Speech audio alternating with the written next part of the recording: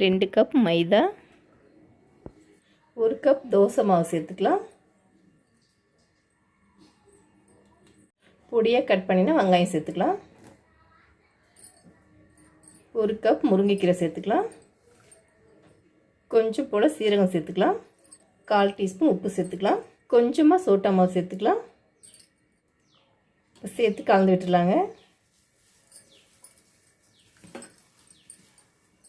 மாவு இந்தளவுக்கு கலந்ததும் கொஞ்சமாக தண்ணி தெளித்து போண்டா மாவு பார்த்து கலந்து எடுத்துக்கலாம். மாவை நம்ம போண்டா மாவு பார்த்து கலந்து வச்சுட்டோங்க. இது போல் கலந்து எடுத்துக்கோங்க. இப்போ எண்ணெய் சூடு பண்ணிட்டு வந்துடலாம்.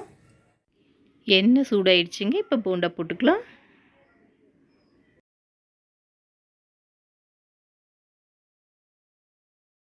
போண்டா இப்போ நல்லா மேலே வந்துடுச்சுங்க. இப்போ திருப்பி விட்டுக்கலாம். 2 பக்கம் திருப்பி விட்டு இது போல் செவந்ததும் எண்ணெயிலேருந்து எடுத்துக்கலாங்க. வீட்டு சமையலில் முருங்கைக்கீரை போண்டா ரெடி ஆகிடுச்சிங்க. இது போல் வீட்டில் செஞ்சு சாப்பிட்டு பாருங்கள். பிடிச்சிருந்தால் லைக் பண்ணுங்கள், ஷேர் பண்ணுங்கள், நம்ம சேனலை சப்ஸ்கிரைப் பண்ணுங்கள், கூடவே பெல் பட்டனையும் ஆன் பண்ணுங்கள்.